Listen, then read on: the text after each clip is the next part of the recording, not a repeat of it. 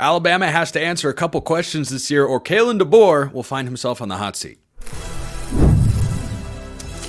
You are Locked On College Football with Spencer McLaughlin, your daily podcast on all things college football. Part of the Locked On Podcast Network, your team every day. Welcome, everybody, to another episode of Locked On College Football. I'm your host, Spencer McLaughlin, and thank you so much for making this your first listen or your first view every day, part of the Locked On Podcast Network, your team every day and your daily source to stay up to date with the biggest stories in this, the greatest sport on planet Earth. Penn State's got big questions. Are they answering them? Arkansas, also a hot seat conversation, all on today's show, which is brought to you by our friends over at Nissan and the all-new 2025 Nissan Armada. Stay with us for the Armada Team of the Week later in today's episode. Jimmy Stein of Locked On Alabama is here to discuss the biggest questions for the Crimson Tide in spring football, because here's where I come from with that take that I led today's show with, Jimmy.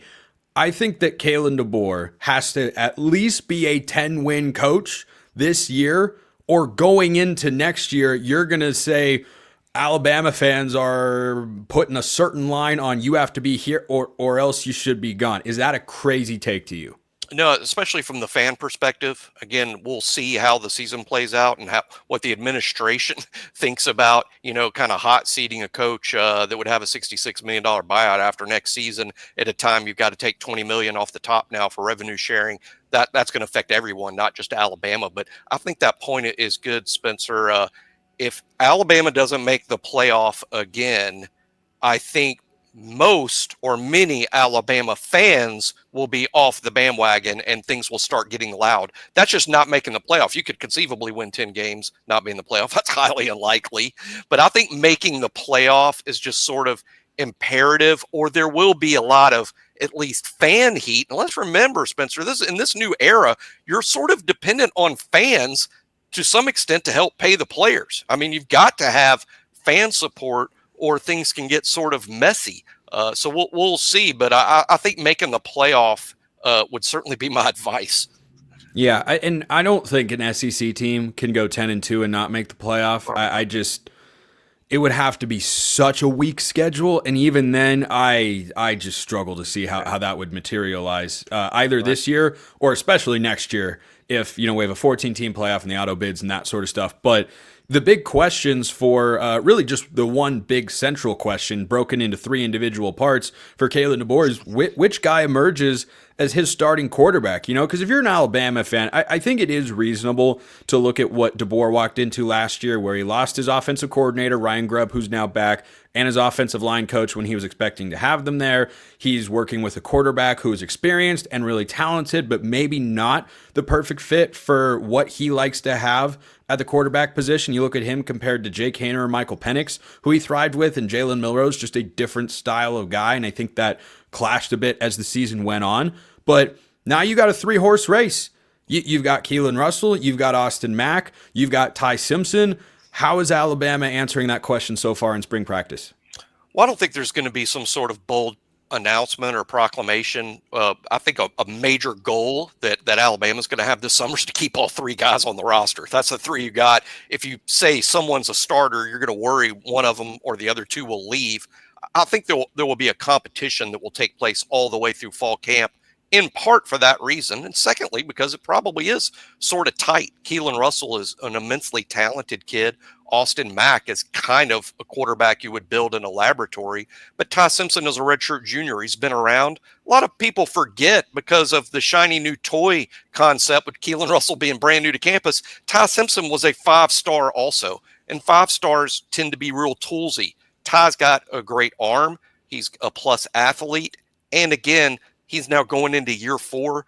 I think Ty would have to be the betting favorite to at least be the quarterback in the opener against Florida State on August 30th. But Keelan Russell and Austin Mack are extremely gifted kids, and there is a legitimate competition. Again, I expect it to continue through fall camp.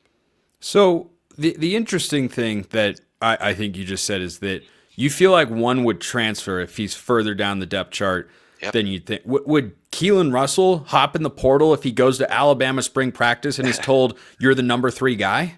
That would be highly unlikely, I think, for any freshman, although Keelan is coming in expecting to play and expected to be given every opportunity to start. I think probably Austin Mack would be a guy that would be more likely to leave if Keelan is the starter and Austin Mack being an older guy? And are you going to wait for Keelan to cycle out? Or, I think it's just a matter of there's no requirement that a starting quarterback be named now in terms of reps or anything like that. So I don't think Alabama's going to be in a hurry to name a starter simply because they don't have to, and any risk that can be run with that. But Ty has taken the first team reps for now in terms of, hey, someone's got to take the first snap. And again, it makes all the sense in the world being a redshirt junior and older than the other guys. But no, I don't think there's a major concern that any of the three are on their way out. But why even risk it when it's not necessary? Yeah, and when you look at these three guys, you mentioned that they all have high-end physical traits. Austin Mack was a 4-star when he originally committed to DeBoer and his staff up at Washington. Keelan Russell, maybe the top guy in the 2025 cycle, depending on which recruiting surface you look at. Bryce Underwood at Michigan's in that discussion as well. And then you have Ty Simpson. How did one of these guys that all have high-end physical traits, who are all big, they all move well, they can sling the rock, the big arm and the wow factor and whatnot, how do they separate themselves?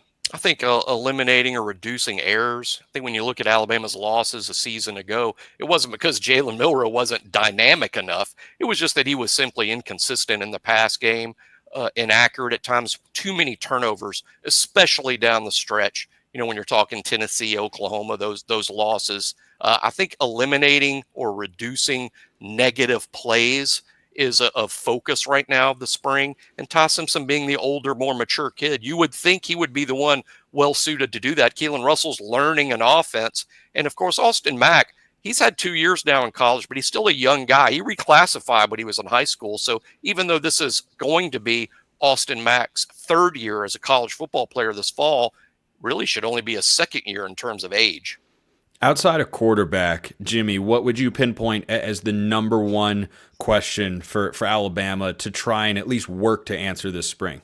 I think finding the run game, the running back game. I think people from outside Alabama might be surprised to learn that Jalen Milroe had the most carries, the most yards, the most touchdowns in the run game. And even though Jam Miller and Justice Haynes, who were the top two backs last year, and Haynes has transferred to Michigan, even though they were the top two backs and highly recruited guys, and it's perceived that they have a lot of talent, maybe even Sunday talent, they weren't particularly productive. Some people blame it on the style of offense Alabama was using last fall with a lot of RPOs, a lot of these zone option plays, a lot of Jalen Milroe keepers. They want to get back to a more traditional physical run game that starts up front, but the backs just have to be more productive. I think that's a real focus this spring.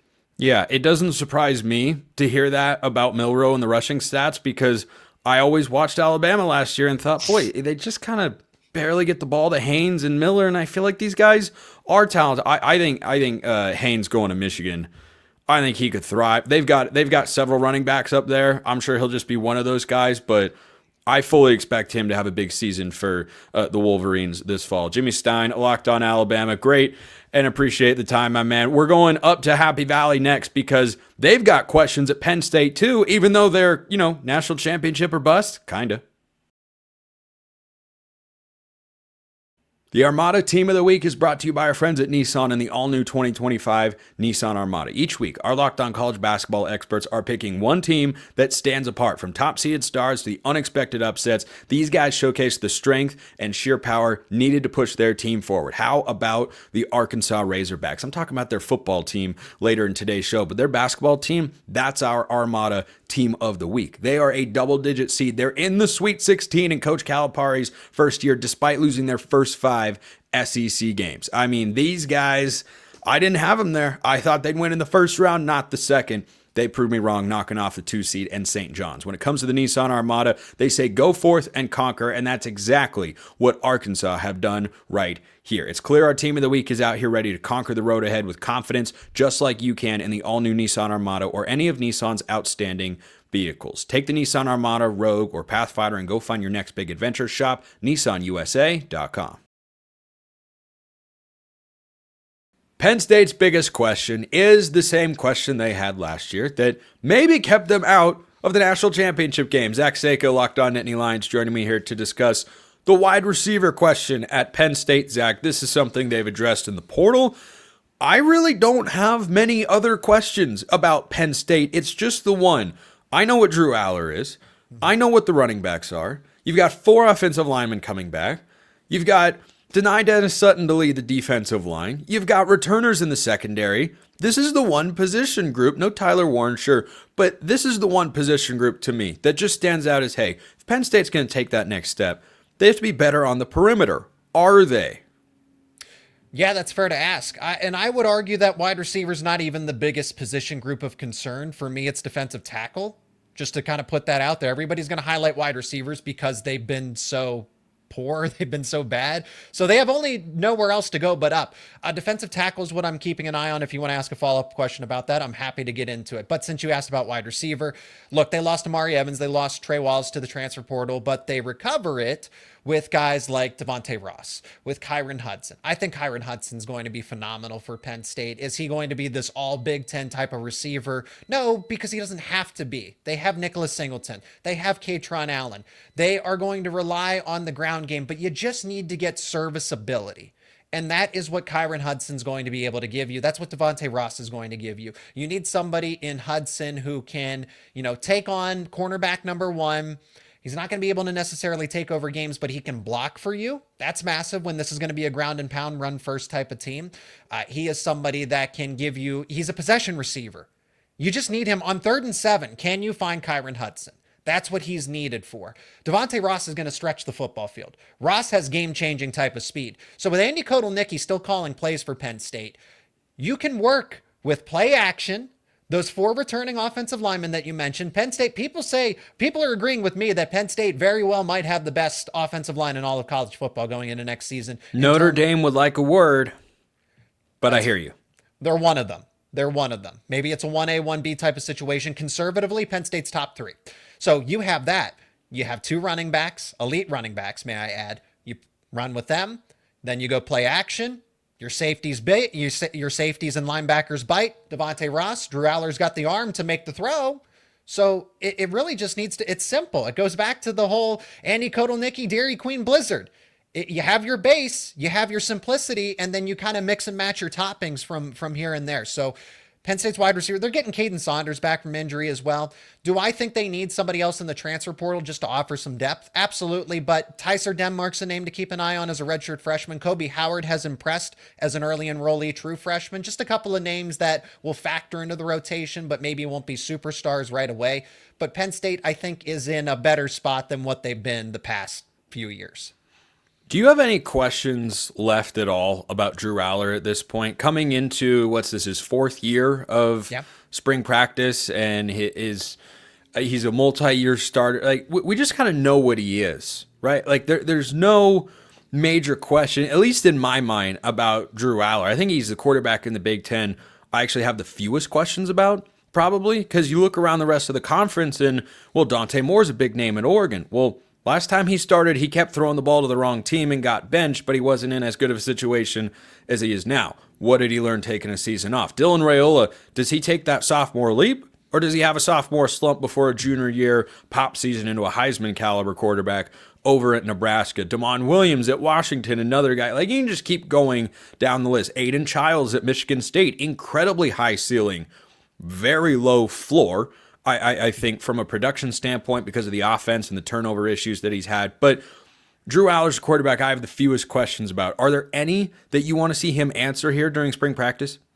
Yeah, and Aller should be, at the end of the day, because of the veteran experience, because of that 5-star pedigree that he came in with, he should be the clear-cut number 1 quarterback in the Big Ten. Other people are going to have opinions, but he should be that. That shouldn't be a question mark. So what that tells me when you say, okay, I have the least questions about him, but it's still debatable. When I talk to people who are outside of the Penn State bubble, it's debatable that Drew's the best quarterback. There's Luke Altmaier. There's the Julian Sayin, Dylan Raiola, as you've mentioned. And that's an issue. That is an issue that Drew Aller isn't. He's got the most experience.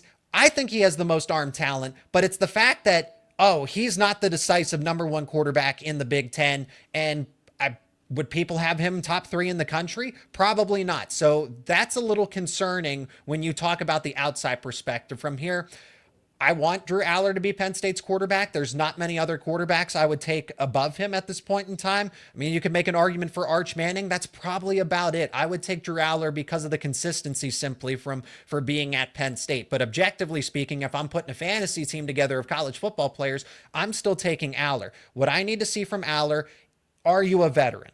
Are you going to let those mistakes? Because Drew is going from a true sophomore season where everything got to his head. Everything.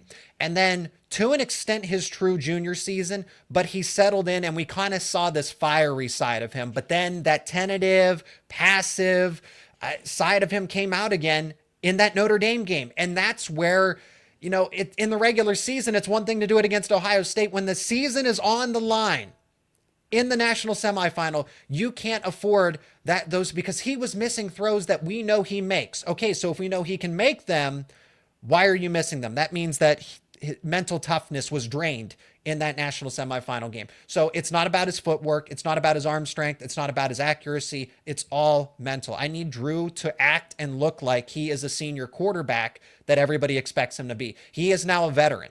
There was a little bit of inexperience. He hasn't been playing quarterback, the quarterback position. He only picked it up in the middle of high school.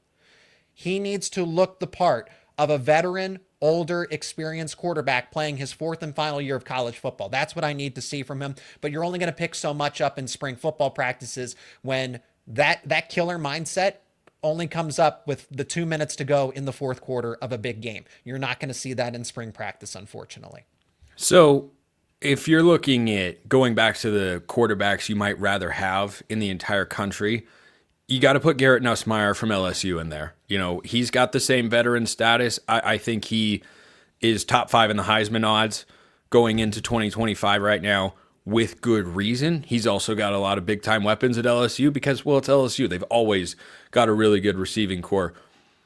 Carson Beck at Miami, maybe. We look at what Shannon Dawson just did with Cam Ward this past year, but Beck also has to stay healthy. Aller hasn't had durability concerns. He's been an incredibly durable guy whilst over there at Penn State. But you brought up the defensive line earlier, and I want to give you a chance to expand on that to wrap this segment, because why is that such a big question for you at Penn State? Well, you talk about durability, and that comes with depth. Penn State right now has one star player, Zane Durant, because I can only imagine if Zane Durant happened to go off to the NFL, which he had a respectable enough draft grade where it's you could either go in and make the most of it. Some of the past Penn State players that have gone with a third or a fourth or a fifth round grade, and you could have come back and turned into a first or second round pick. That's what Denai Dennis Sutton's doing here. So fortunately for Penn State, Zane Durant did that. Zane Durant's value is off the charts right now because Alonzo Ford was dealt a season-ending injury in that Minnesota game late in the season. Don't know what it is. We just know it's a lower body injury. So how serious is it? Because he dealt with an Achilles injury before. So I'm trying to play a little bit of investigative work here. What I'm getting at is how long is this going to keep him out? Is he going to miss all of spring ball? Is he going to be 100% by the time the season starts? Or is he going to be ready for that Oregon game? That's where it's important. So there's your 1-2 punch of Zane Durant and Alonzo Ford. That is a really good duo at defensive tackle, especially when you still play in the Big Ten, even though they got a new look with those Pac-12 teams coming over, RIP. The Big Ten still plays ground and pound, gritty football, and if you don't have defensive tackles, you are going to get run all over. Penn State fans know that from circa 2022 with Michigan. So let me finish with this. The depth behind them is terrible. If Alonzo Ford and Zane Durant, knock on wood, if one of them were happen to go down, or both of them, what are your options? Penn State was already in the transfer portal market for David Blay, who committed to Miami of Florida. He was at Louisiana Tech. This was somebody they thought would have gone off to the NFL and been a fourth or a fifth round pick. Gets a nice NIL payday. Whether he went to Penn State or somewhere else, he would have been paid very nicely to stay in college football. He's doing that, but Penn State was looking for essentially a third co-starter. So that tells me everything I need to know, that they're looking for an impact player, not just a depth piece, an impact player that can go. It speaks volumes, honestly, Spencer, that defensive tackle, especially when you play in the Big Ten and Penn State's going to run a 4-2-5, you need everything and then some in the interior of the defensive line. That's my biggest concern, not wide receiver. Zach Seyko with the Charles Barkley description of Penn State's defensive line depth. Man, that was terrible. Man, it's terrible.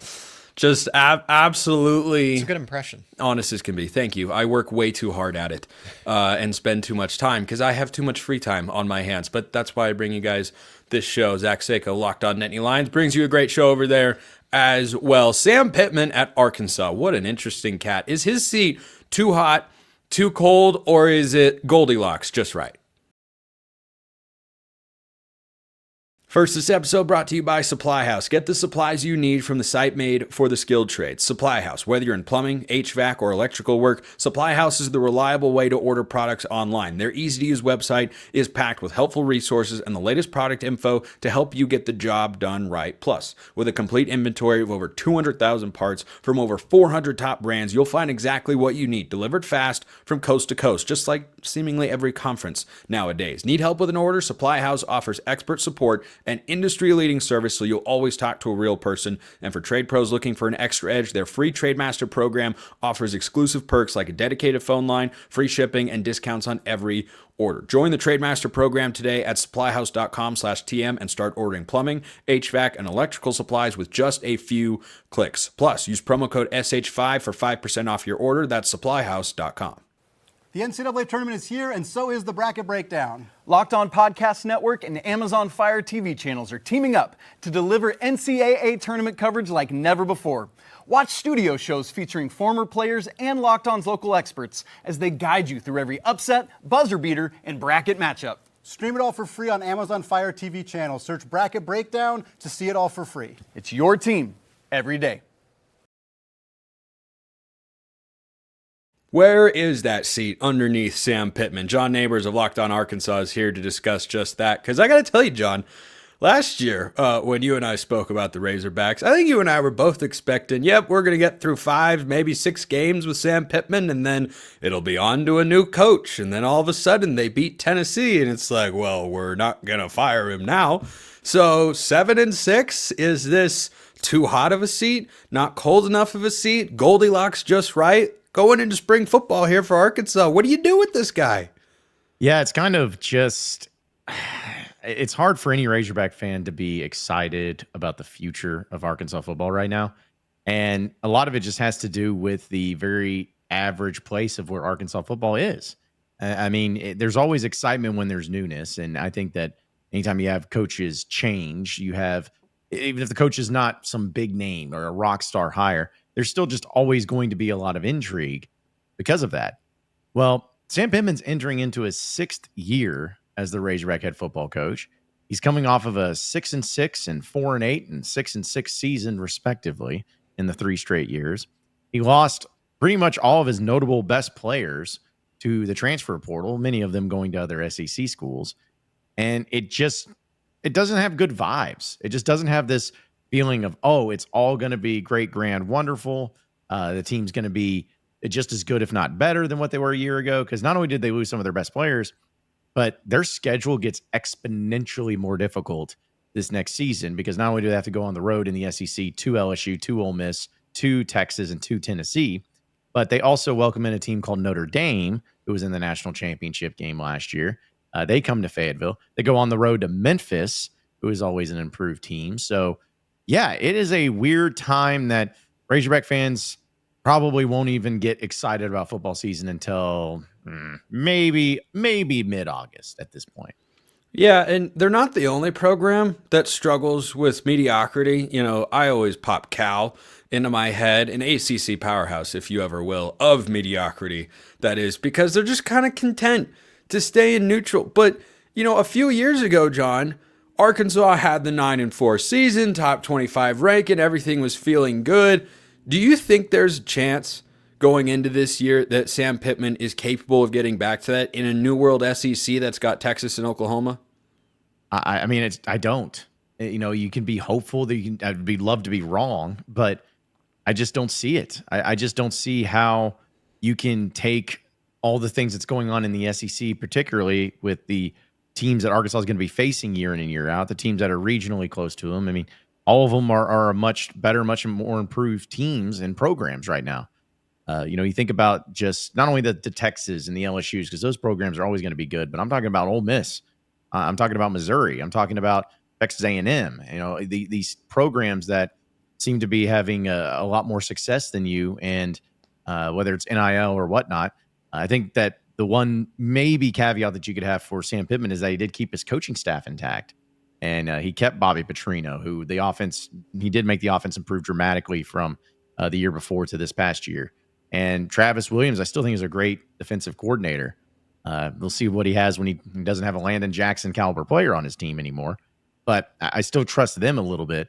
So if it's going to happen, I think it's going to be because you just have a lot of older, solid pieces that fit much better together.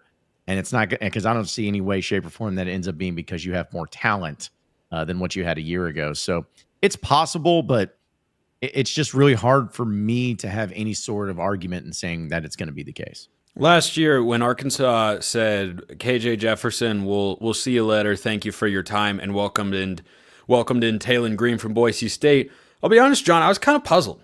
I thought, man, you're taking a guy who hasn't played a snap of SEC football and moving on from a guy who has played plenty of SEC football and won games. I really wasn't sure that was the right move, and I have to give Taylen Green his flowers because prove me wrong. I mean, there were a lot of moments where this was an explosive, dynamic offense. I still don't know how they lost to Oklahoma State. I really, really don't. I think it's the first time I can remember a Power 4 team having 600 yards of offense and losing a football game. I don't care home, road, neutral, if you're playing on the North Pole.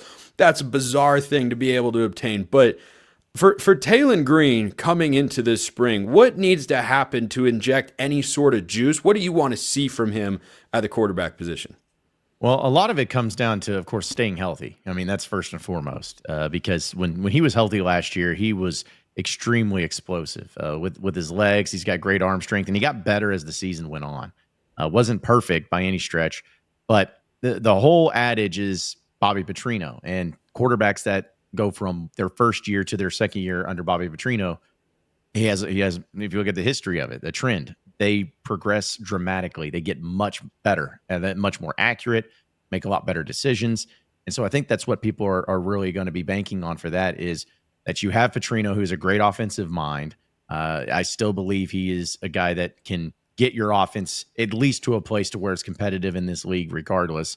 And I think that Taylen Green, because of his size, because of his strength, because of his leadership and his personality, he can be a guy that can be really effective in this league. And as long as he has some weapons to help him out, as long as he has a rushing attack to kind of help him out and an offensive line to block for him. I mean, I know that's the case for everybody, but I just don't see any way that he could not have a really big year, assuming that the guys around him are solid enough to make plays for him. So I've always liked him. I thought that the addition of him too was really interesting, but it goes back to the whole thing. I trust Bobby Petrino, and that's the guy that Bobby Petrino wanted. It's not like, oh, well, they had to settle for Taylen Green. No, that's who Bobby Petrino wanted, so they went out and got him, and now here they are. So going into this year, the win total, according to our friends at FanDuel, John, is listed at 5.5, which is right where it feels like Arkansas has been. I think that's exactly where they were last year. Maybe it was 4.5 a year ago, in that sort of range, but never cratering down to 2.5, never ascending up to 8.5. Would you take the under right there with the Razorbacks and say, well, this will be the year they'll finally, make a change at head coach with Sam Pittman, or are they just going to reach a bowl game and it's hard to fire a coach after he reaches a bowl game? Well, let me tell you this. If Sam Pittman reaches a bowl game with this team, with that schedule next season, then he needs another year. Because it's going to be that impressive of a feat. But I hate to do this because it's not like I'm trying to be negative or because I want Arkansas to obviously do well.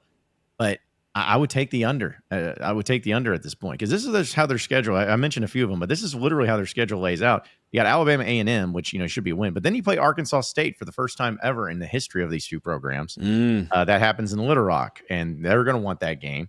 And going up how many people among us could name Arkansas State's current head coach? Correct me if I'm wrong, John. I believe it's SEC legend Butch Jones. It is the champion of life himself. He is. Yes. He is there.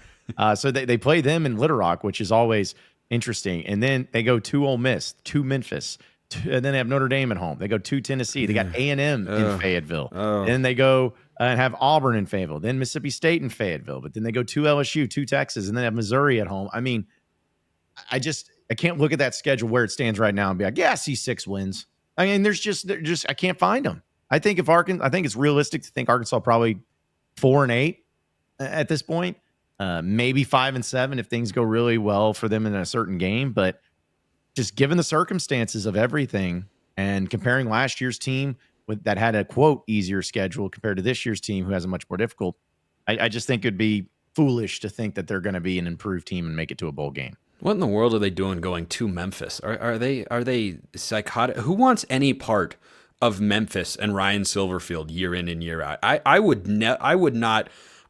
invite him to my place for a quality G5 win. I would never go to Memphis. Are you insane? Apparently that is the case. Last thing, John, to wrap up today's show. If Arkansas were to pull a Florida from last year, make a bowl game when we don't expect it, who do you think is the most important transfer for the Razorbacks to get to that point? Well, I've been thinking about this because, again, the transfer portal it hasn't been like just some incredible thing that Arkansas has done really well in. But I will say that one of them's got to be the offensive tackle on Corey Robinson. As I mentioned, the offensive line. Like Arkansas had some pretty solid offensive linemen last year that could have returned to Arkansas, but they didn't. Patrick Kudus went to Ole Miss, and then you had Josh Braun go to Kentucky. You had Addison Nichols go to SMU, and you lost a lot of those pieces that I felt like were in pretty good shape, but you had to go into the portal. And I think Corey Robinson, he was, I think, without question, the highest rated player that they had out of the transfer portal. But he's at that tackle position that's so important. He's at Georgia Tech. So I think he is, but also Omega Blake, because people forget Andrew Armstrong for Arkansas last year was a dude. He was a stud at the wide receiver position.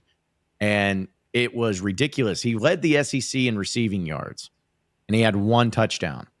I don't know if that'll ever happen again. I don't know if it's ever happened before. Yeah, it was absurd how this guy, I think he had ended up with 1,100, almost 1,200 receiving yards, 1 touchdown. And it didn't come in until the third to last game of the season. Just none of it made sense. But either way, he was really, really good. So it goes back to the whole thing. You lost out on a big-time player. Who's going to step in and replace him? Omega Blake, who is the transfer from Charlotte, 6'2", 180, really, really impressive, and a guy that Bobby Petrino was really excited about because of his speed and athleticism. So I feel like those are a couple of guys that'll have to be into the mix. But, people want to say Justice Boone, and I like Justice Boone, the transfer from Florida, because you missed out on Landon Jackson. He's a defensive lineman. So you got to have somebody there. But I just don't think that you're going to expect him to come in year one and to really raise that up. But the offensive line has got to be where it's at to me, because that's where it starts. The offense is what this team is going to be made of, and you're going to have a time for Taylor Green to throw the ball and to stay healthy. So they got to get something out of Corey Robinson and the other guys too, but he's the anchor of that offensive line next year. Could be a tough season in Fayetteville, but it could not be. John Neighbors will be there to experience it either way. Locked On Razorbacks, appreciate it. I appreciate everyone listening. I will see you next time, and until then, hope you have a wonderful rest of your day.